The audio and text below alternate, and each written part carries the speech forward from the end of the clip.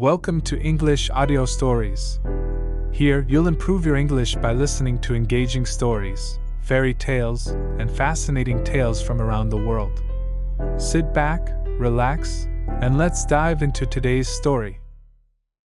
For Sherlock Holmes, there was only one woman in the world. He did not love her because he never loved women. But after their meeting, he never forgot her.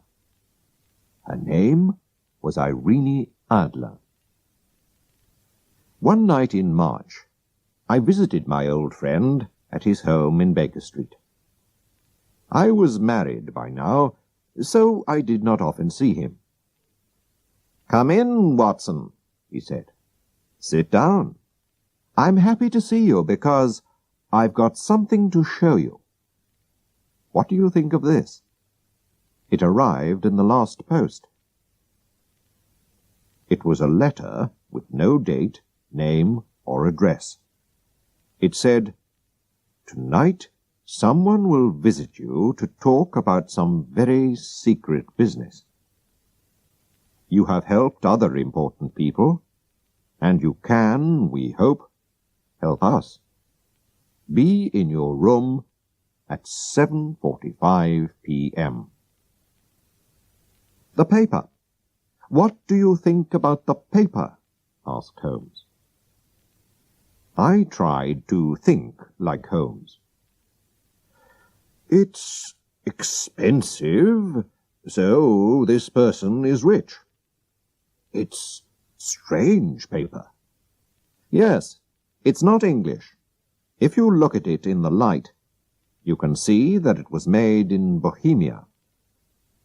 And a German, I think, wrote the letter. Ah, here comes our man now." We could hear the horses in the street. "Shall I leave, Holmes?" I asked. No, I need your help." "This will be interesting," my friend answered. There was a knock at the door. "Come in," called Holmes. A tall, strong man came into the room. He was wearing expensive clothes and a mask over his face. "You can call me Count von Kram. I come from Bohemia," he said. "My business is most important. Before I tell you about it, do you agree to keep it a secret?" "I do," we said together. "A very important person who belongs to a royal family has sent me to ask for your help," he went on. "I wear a mask because nobody must know who that person is. I must explain how important this business is. If you cannot help, there will be difficulty and trouble for one of the most important families in Europe. And perhaps a very big scandal. I am talking about the famous House of Ormstein, kings of Bohemia." "I know, Your Majesty," said Holmes. He quietly smoked his cigarette. The man jumped up from his chair. "What?" he cried. "How do you know who I am?" Then he pulled the mask off his face and threw it on the ground. "You are right. Why do I hide it? I am the king. I am Wilhelm von Ormstein, king of Bohemia. I came to see you myself, because I could not ask another person to tell my story. It must be a secret. You understand?" "Very well. Go on," said Holmes. He closed his eyes and listened. 5 years ago, I met a woman called Irene Adler. We... "Ah," said Holmes. "Irene Adler, born in 1850, singer, lives in London. A very beautiful woman, I hear." He looked at the king. You and she... You loved her for a while, and then left her. But before you left her, you wrote her some letters, perhaps. And now you want to get these letters back. That's right. Did you marry her? No. If she asks you for money and shows you the letters, you can say that you didn't write them. But, Mr. Holmes, she also has my photograph. You can say that you didn't give her a photograph. We were both in the photograph. Oh, dear. That was a mistake, Your Majesty. I know. I was stupid. But I was very young. You must get the photograph back. Can you steal it from her house? I have tried 5 times. But my men couldn't find it. What can I do? Holmes laughed. This is very interesting. What does she plan to do with the photograph? Soon I am going to marry Clotilde Lottmann von Saxe-Meiningen, daughter of the King of Scandinavia. You know, of course, that we are 2 of the most important royal families in Europe. Clotilde will never marry me if she learns that I have been a friend of Irene Adler. You do not know Irene Adler. She's a beautiful woman, but she can be as hard as a man. She was angry when I left her, and so she doesn't want me to marry another woman.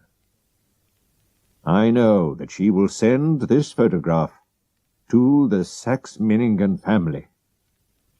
And then there will be a terrible scandal.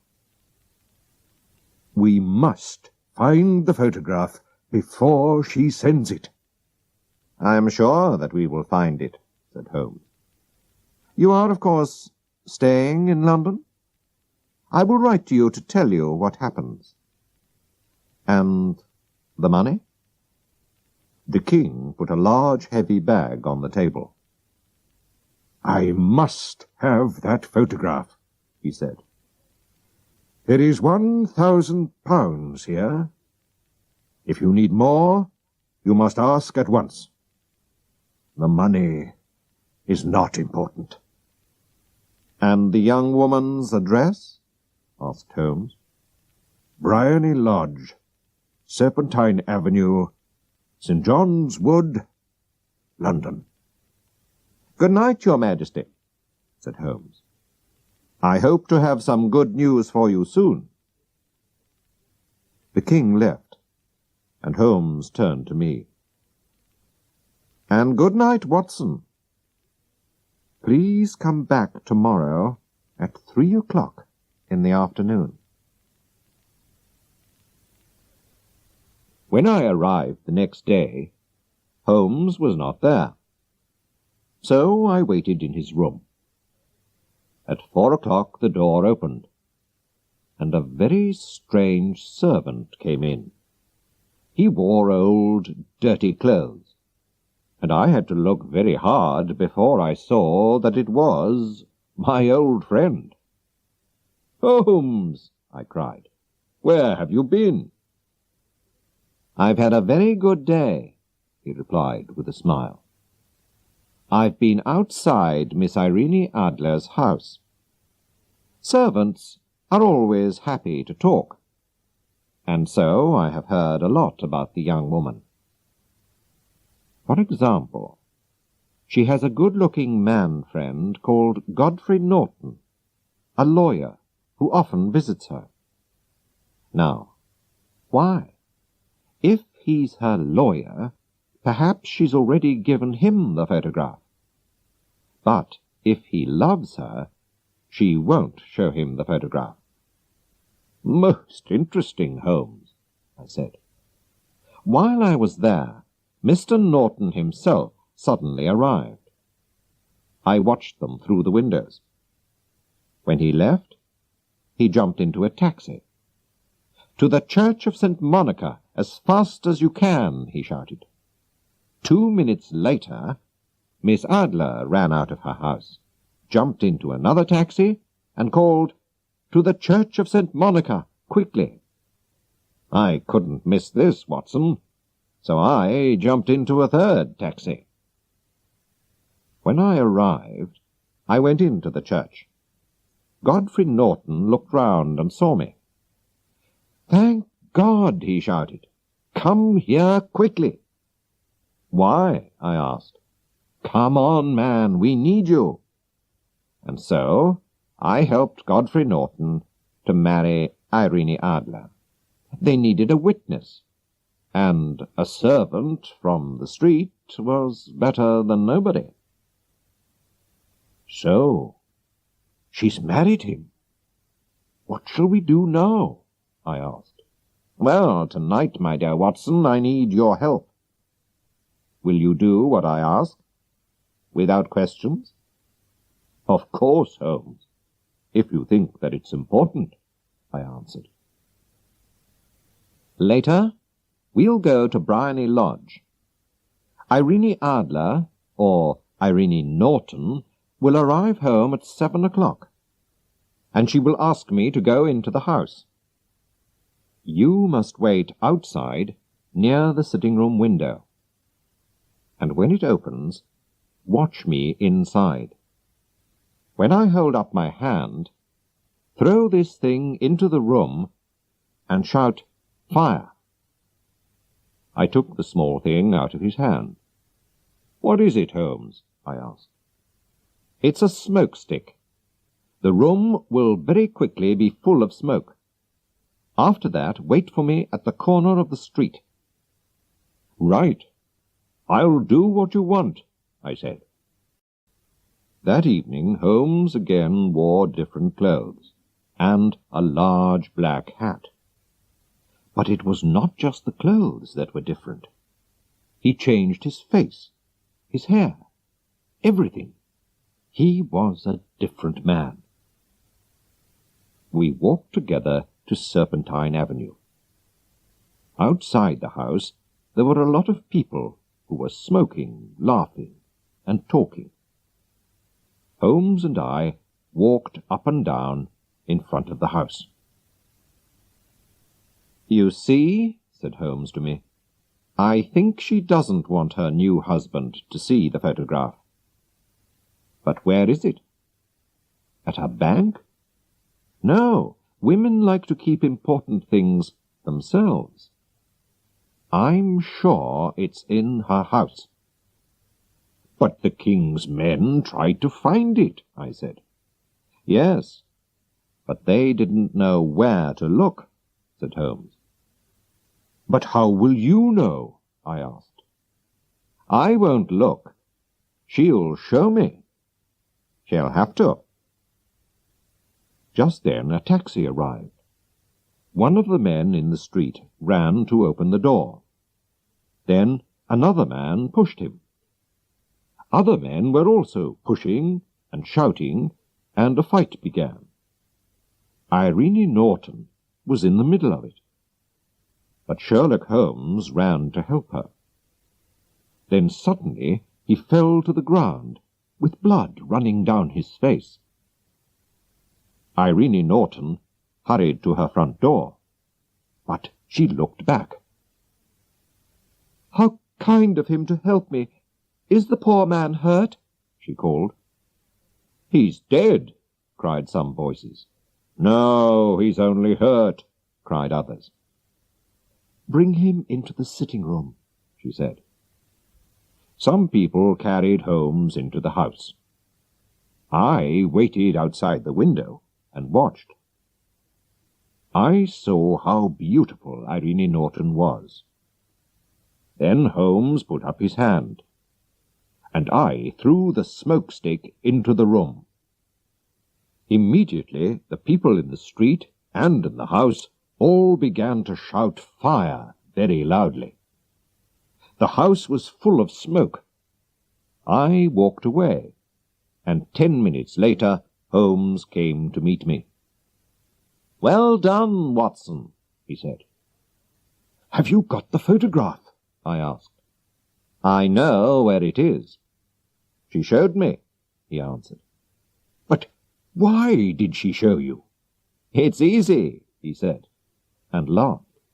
"You saw all those people in the street? I paid them to help us.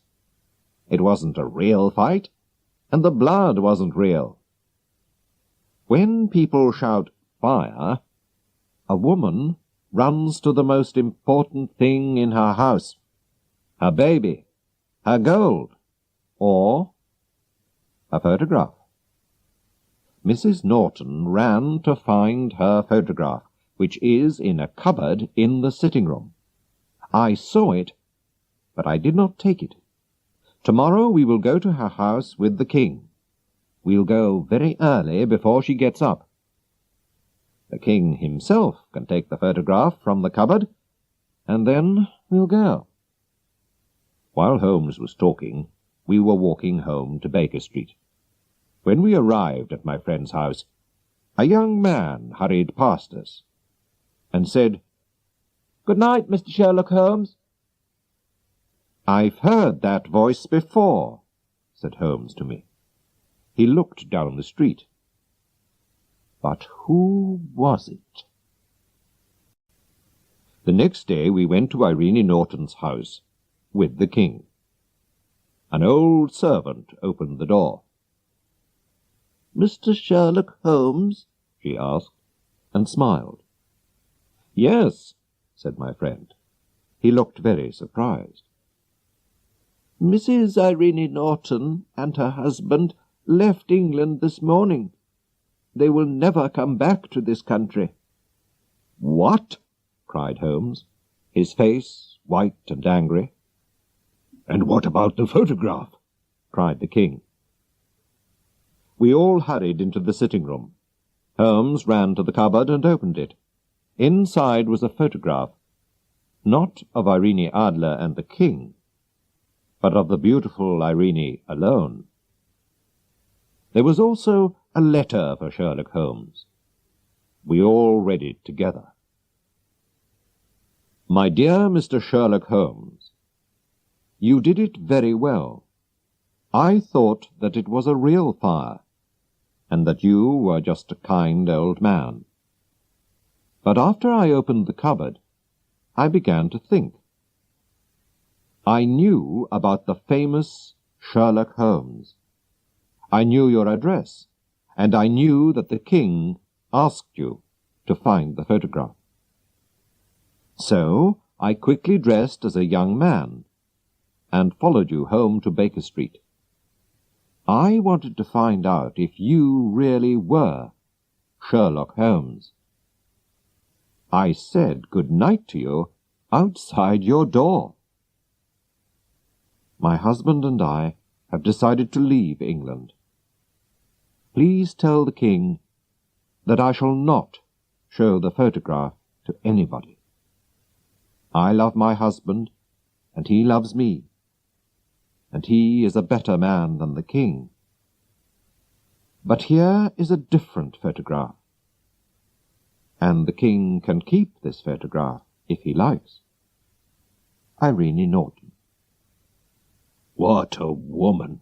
cried the king. "Why didn't I marry her? What a woman!" "A very, very clever woman," said Sherlock Holmes coldly.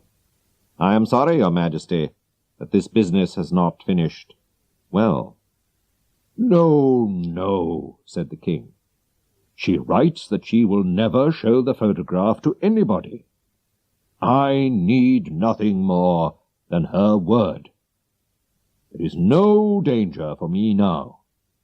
How can I thank you, dear Mr. Holmes?" "I would like just one thing, Your Majesty." "Tell me at once what it is," said the king. "This photograph." The king looked at him in surprise. "Irene's photograph?" he cried. "But of course, it is yours." And so There was no terrible scandal in the royal families of Europe, and Sherlock Holmes still has the photograph of the woman who was cleverer than he was.